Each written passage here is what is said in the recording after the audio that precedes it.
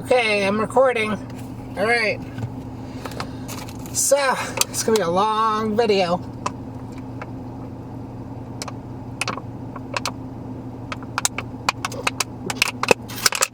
Just drinking some water. Alright. So, what happened yesterday, I think it was yesterday, yep, seems like so long ago, is that, it's gonna fall down while I'm driving. Let's put this here. Okay.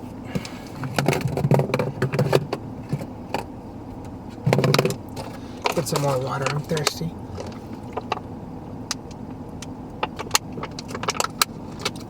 So I have the, so what happened yesterday is I didn't get a chance to watch the video.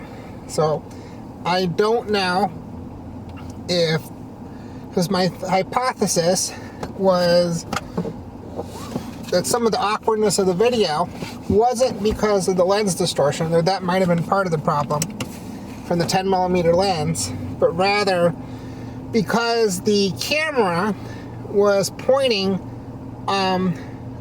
at an angle off axis to the motion of the car. So it was pointing up and to the left. So now I have it pretty level, but you can see there's some of the dash in there. Just finish off this water. But it should be pointing straight as I can tell. And it's not completely flat, but close to it. Alright, I'm gonna put this away here. Okay. And it's going to snap a photo of the camera. I'll tell you what's going on in just a second. So people say, how do you got the camera set up? Well, I'll show you. Though I'm kind of facing the sun right now. You probably heard that click.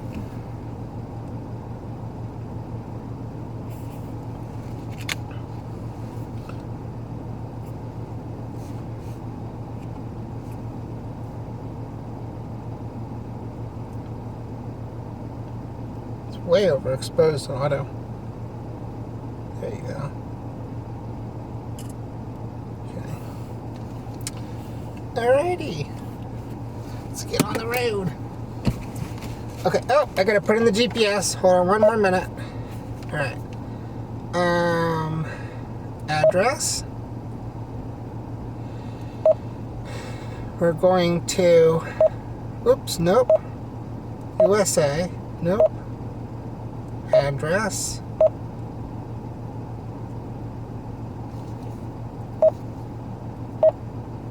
Pennsylvania.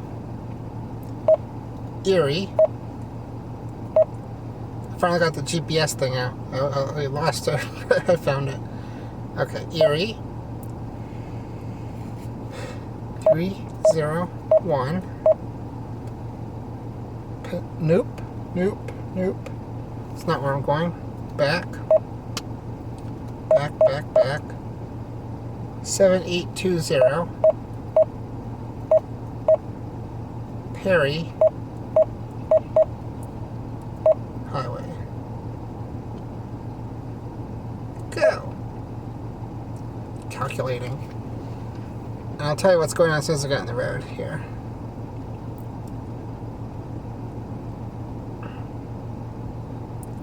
Ready to navigate. Alright. Please drive to highlighted route.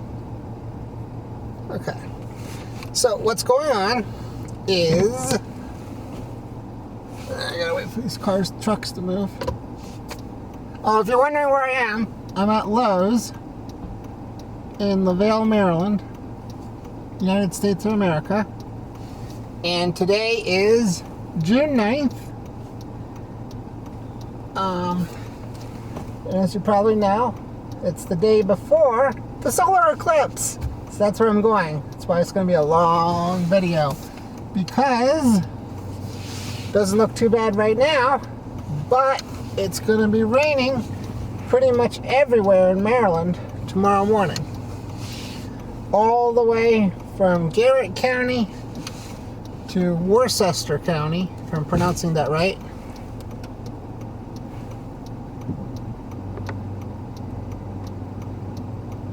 And so, while it's raining in Maryland, nice clear skies in Pennsylvania. So, I'm going north. Anyway, so it's about a 4-hour drive. You say like, whoa, doesn't the DSLR camera have a 30-minute limit on recording videos? And, yes and no. So what I'm doing here is there's several different ways to bypass this, and I kind of never really explained it. The simplest Continue way... 0.3 miles, then turn left onto I-68 West. The simplest way is what I'm doing, which is just simply... Do you think I should stop for a milkshake for the road? Or wait till I get further up? Where's the best place for milkshakes? McDonald's? Burger King? Burger King doesn't do strawberry milkshakes then. Oh, Roy Rogers is the best place for milkshakes, but that's in the opposite direction. I don't know if I want a McDonald's shake.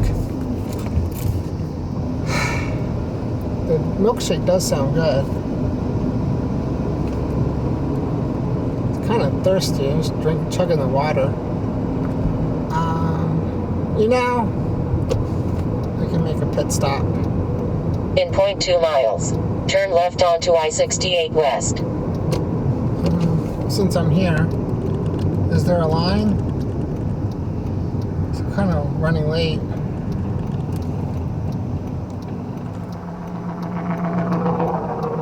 Let's get a milkshake. Milkshake! Milkshake! Okay, I haven't had a milkshake since really, well, that's not true. I was going to say before the pandemic. I did go through the Burger King drive-thru once. Turn left onto I-68 West. Was my purse even up here? Yeah. Got so much stuff in the car.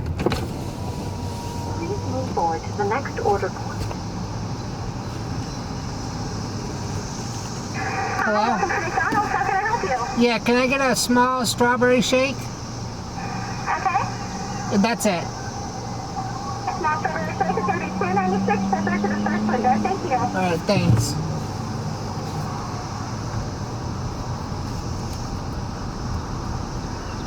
Let's get my milkshake craving.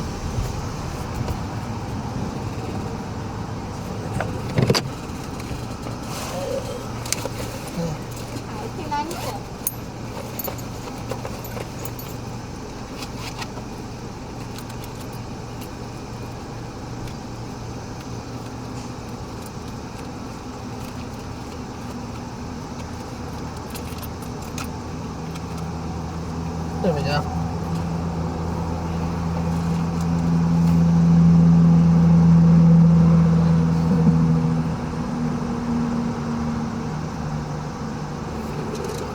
Thanks.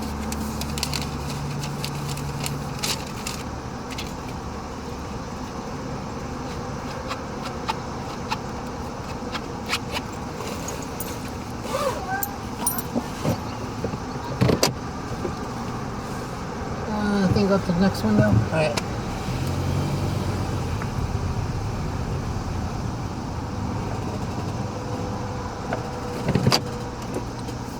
Stick it here. The water. Oh, thank you. Have a great day. Thanks. Alright.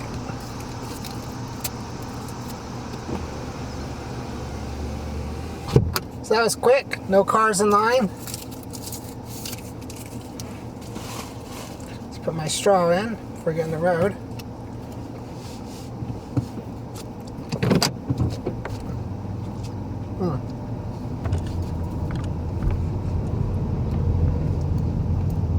And as I can't really fiddle with the camera, while driving. And even when I'm not driving, I don't want to fiddle with the camera because it's on manual focus. If I turn it around, I'm too close to the lens, I think. So I'll be out of focus if I turned it on me. And if I switched it to autofocus, then I'd then I'd have to manually focus. I don't want to risk using autofocus while I'm driving. I still got that Weeble Wobble. I didn't use the tripod hammock. I want to see if it can never eat slimy worms. That's how you remember it. I don't know if you do that or not. I say if you're trying to do the compass rose in your head, it's like, never eat slimy worms. Okay. We're going west, not east. I had a, what do you call it, brain fart there for a moment. We're going west, not east. Okay.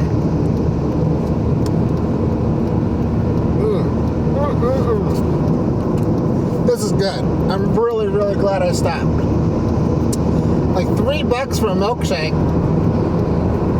It's expensive. I think the milkshakes at Burger King cost less. Maybe. I haven't had a milkshake in a long time though. Continue 16 miles on I-68 West.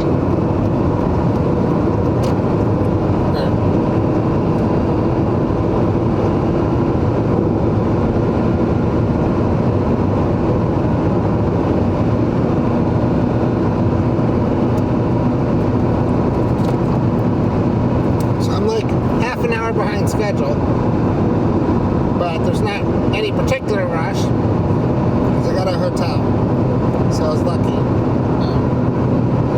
that I got it for free. I didn't have to pay for it. Someone donated their unused rewards points.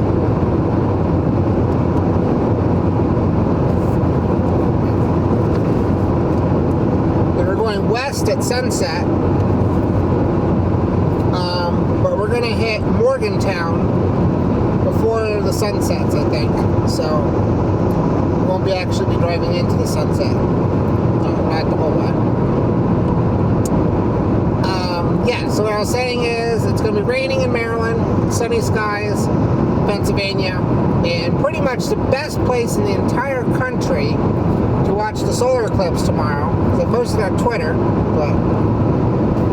and Facebook, and like a whole bunch of other sites, but I don't think anyone actually reads what I post on social media, so, including what I say on YouTube.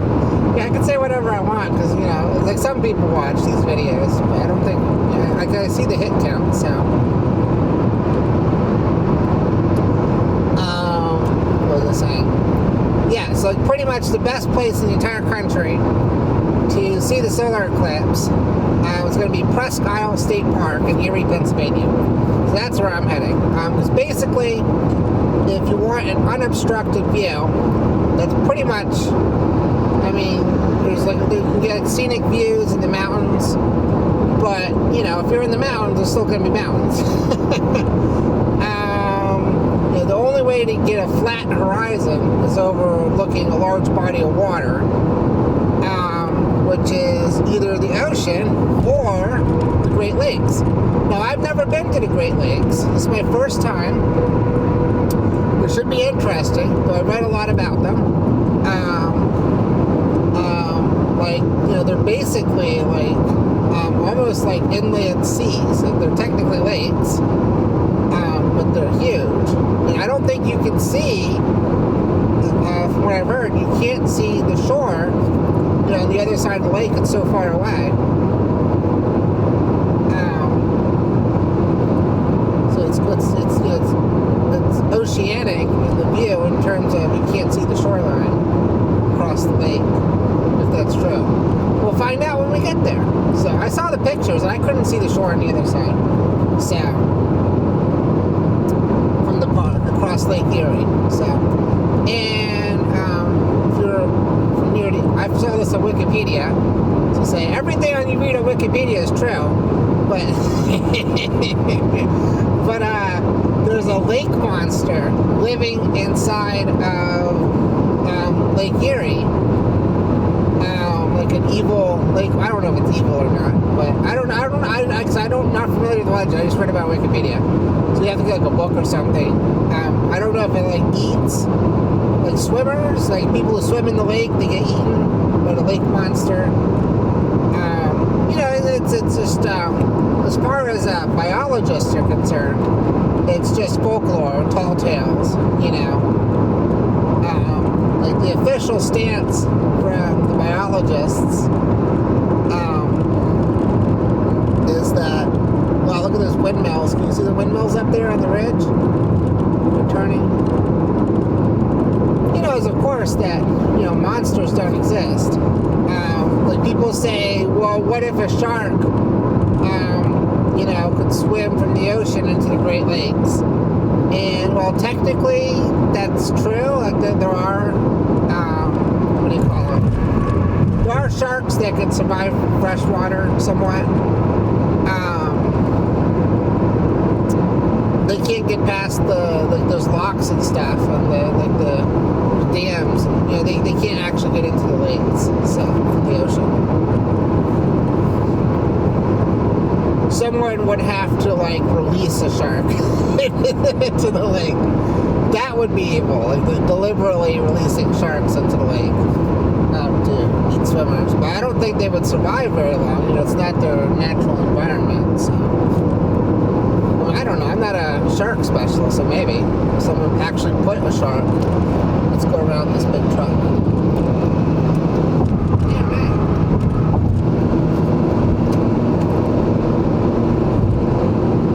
We've got about a 4-hour drive, and I'm not going to talk the whole way, hopefully.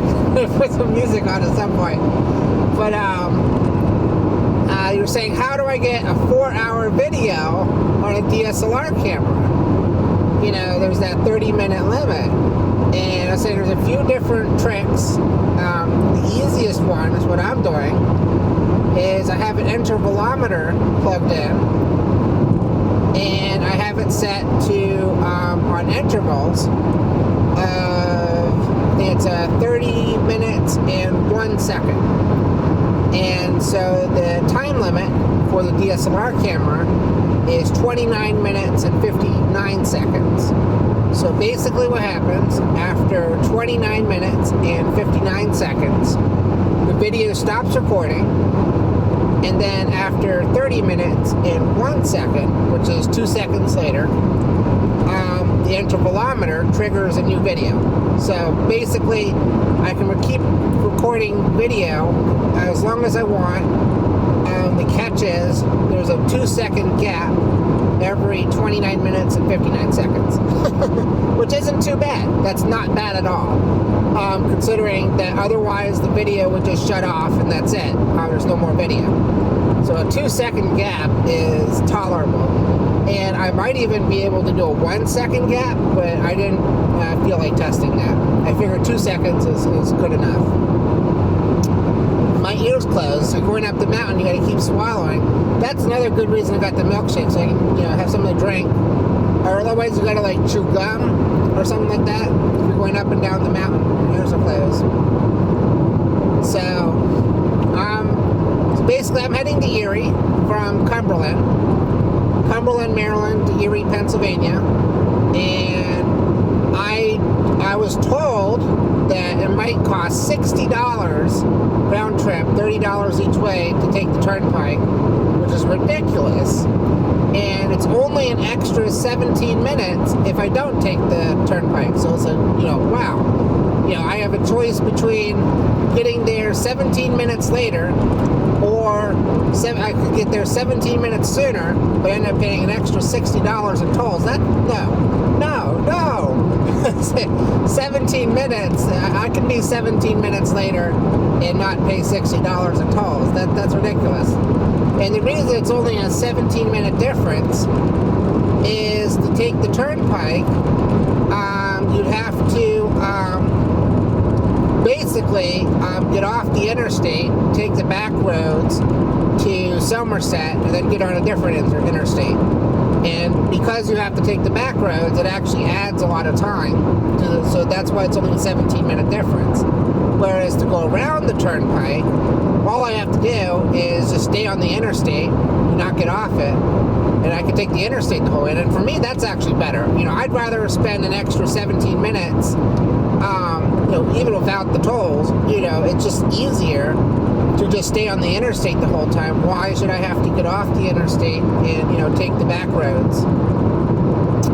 I don't like doing that if I don't have to. Especially at night, you can get lost.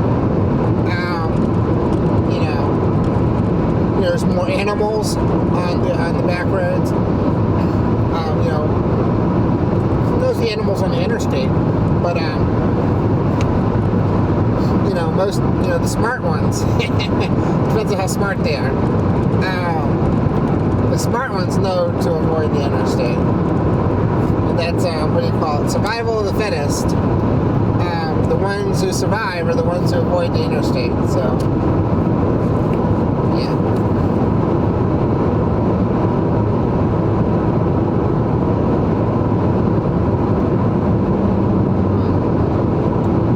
I'm just checking on my milkshake here.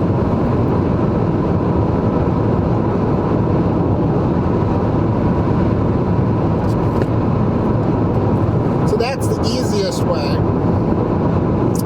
to record videos longer than 30 minutes with the DSLR camera, is just have like a 1 second or 2 second gap between videos using an intervalometer. There's at least one other way I read about, but I didn't bother testing it, is you can hack the live view basically with a laptop, and then you can do a continuous video recording using a laptop. But it's not actually video. It's a screen recording of the live view from the camera. So it's almost the same, but not exactly the same. So you're not going to get necessarily all of the same control over the video as you do using the built-in DSLR camera video settings. You see those big black clouds up there? Those are the rain clouds I was talking about. This whole area will be pouring rain tomorrow. So, like right now, it's partly cloudy, but it's gonna get nasty overnight. So I need to get away from those clouds, basically. Now, of course, it's the weather. You can always change at the last minute, in which case I'll be very upset. But this is a beautiful park, so it'll be worth the trip. Even if I can't see the solar eclipse, that's what I'm figuring. I've never been to the Great Lakes before, and I saw the photos of the Prescott Isle. It looks beautiful. This would be a great, very scenic vacation, basically. It'd be a very scenic trip. It's a nice area to explore. It'll still be, a good trip, even if you can't see the solar eclipse. Of course, the cost justification, but it should be fine. I was checking it every hour of the weather all morning, and in fact, it keeps getting better and better. So, like this morning, it said partly cloudy, and then when I left, it was mostly clear, and it was becoming completely clear. So it just keeps getting better and better. So I have high hopes. Yeah, and that's partly why I'm willing to spend the money to go up there, because it looks very good. The forecast. Yeah.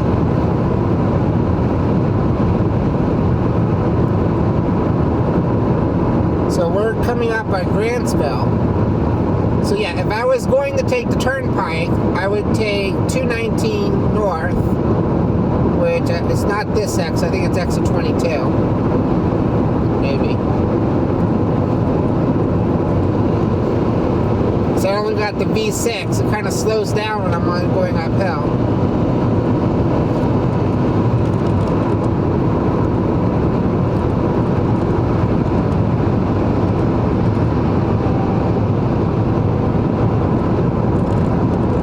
Speeds up when you're going downhill. In 1 mile, take exit 22, on right, to US 219 north. See, even the GPS, it calculates the fastest route. But it's, like I say, it's only a 17-minute difference. So why would I pay? I should have set it to no tolls. I forgot to do that. See, so I'd have to stay on the road. It might tell me, hopefully it'll figure it out, that I'm going to Morgantown and not Somerset. It says Minersdale. I thought it was Somerset. Maybe Minersdale's on the way to Somerset.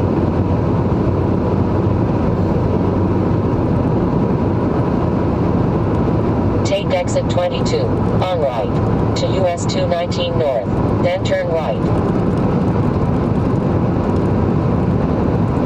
So there's an Arby's here. Exit 22. In 0.6 miles, turn right on Chestnut Ridge Road. I'm not sure if this is where the Arby's is. There's an Arby's somewhere around here. But I'm not hungry enough yet for dinner. But I'm gonna have to stop somewhere and get some food.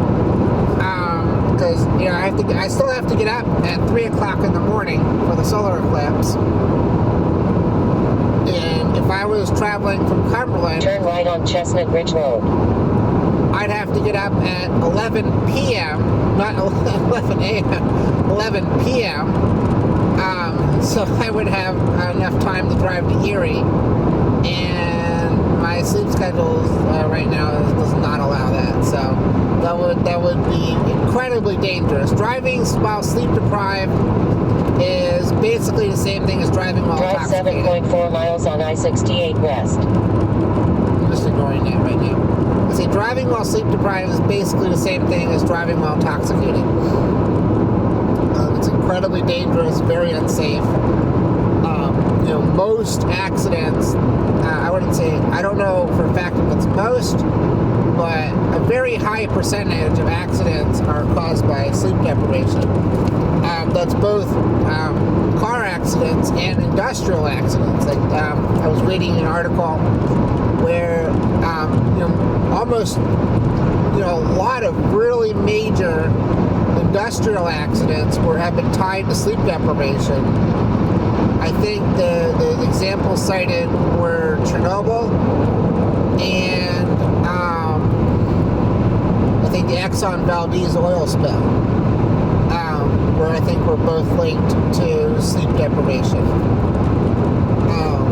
So sleep is really important. So by the time I get there, I'm not going to get my full 8 hours, unfortunately. But I should get enough sleep because the park is only 20 minutes from the hotel. So I should get enough sleep to be safe to drive. And then if I'm feeling drowsy after the eclipse, I still have the hotel until 11. And the eclipse is over at 7, so I can take like a 3-hour nap and then get back on the road. So that works out really well. I'd be sleeping polyphasically, and I think technically it's not recommended, but a lot of people do it. So polyphasic sleep.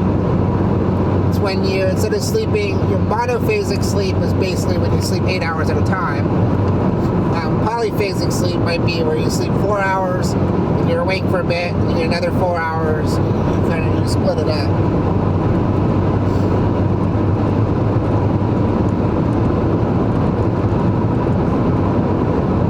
And technically it works, but it's not as effective as a full 8 hours.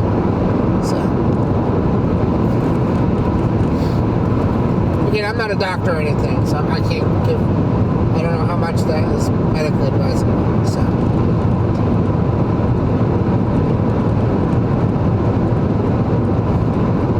now here's the catch about the intervalometer.